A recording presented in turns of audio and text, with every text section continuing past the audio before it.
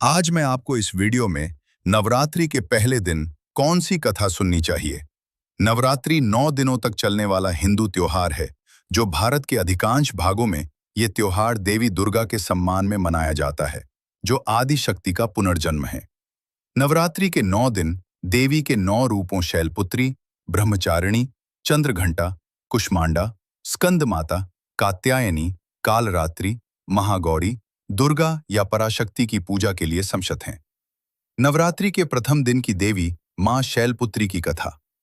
भारत में नवरात्रि के पहले दिन मां शैलपुत्री की पूजा की जाती है, जो भारत में प्रार्थना और उत्सव के 9 दिनों का पर्व है और देवी दुर्गा और राक्षस महिषासुर के बीच युद्ध के 9 दिनों का प्रतीक है।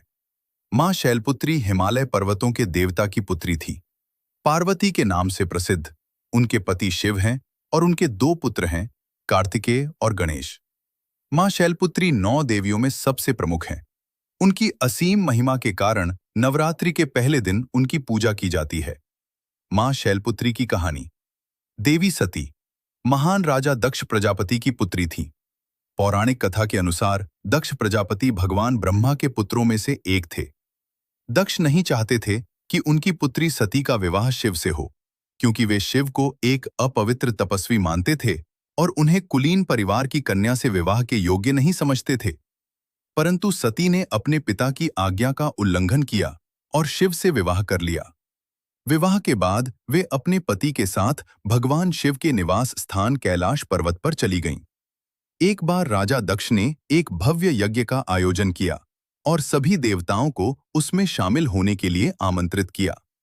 वे शिव को नापसंद करते थे और उन्होंने सती और शिव को इस यज्ञ में आमंत्रित नहीं किया। जब सती को अपने पिता द्वारा आयोजित इस भव्य यज्ञ के बारे में पता चला, तो वे घर जाकर उसमें शामिल होने के लिए बहुत उत्सुक हुईं। शिव ने सती को यज्ञ में जाने से मना किया। उन्होंने सती को समझाने की कोशिश की कि चूंकि उन्हें आमंत्रित नहीं किया गया था, इसलिए यह स्पष्ट था कि राजा उन्हें वहां नहीं चाहते थे। लेकिन सती ने अपने पति की सलाह को अनसुना कर अकेले ही समारोह में चली गईं। वहां उन्हें ऐसा लगा जैसे उन्हें आमंत्रित नहीं किया गया हो, क्योंकि उनके पिता राजा दक्ष समेत कोई भी रिश्तेदार उन्हें देखकर खुश नहीं था। केवल उनकी माता प्रसूति ही अपनी बेटी को देखकर प्रसन्न हुई और उन्होंने उसे गले लगा लिया।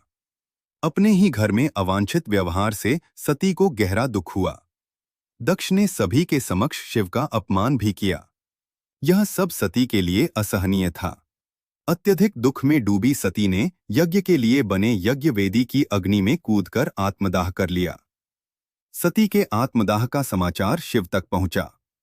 क्रोधित होकर उन्होंने वीरभद्र का आह्वान किया और तुरंत दक्ष का नाश करने के लिए आगे बढ़े। उन्होंने दक्ष का सिर काट दिया और पवित्र यज्ञ के लिए तैयार किए गए पूरे यज्ञ मंडप को नष्ट कर दिया। शिव ने अपनी पत्नी के अधजले शव को उठाया, क्योंकि वे मृत्यु के बाद भी उनसे विदा नहीं हो सकते थे। जब शिव शव को अपने साथ ले जा रहे थे, तो शरीर के अंग विभिन्न स्थानों पर गिर पड़े। बाद में इन्हीं स्थानों को शक्तिपीठ के नाम से जाना जाने लगा। भारत में 51 शक्तिपीठ हैं। बाद में भगवान विष्णु के हस्तक्षेप से राजा दक्ष को क्षमा कर दिया गया और उनके शरीर में मेढे का सिर लगाकर उन्हें जीवनदान दिया गया। वे सभी देवताओं की उपस्थिति में अपना यज्ञ पूर्ण करने में सक्षम हुए।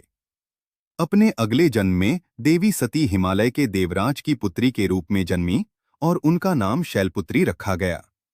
इस जन्म में उनके अन्य नाम पार्वती और हेमवती थे। इस जन्म में भी उनका विवाह भगवान शिव से हुआ। उन्होंने सभी प्रमुख देवताओं को पराजित किया और उन्हें शक्ति का अवतार माना जाता है।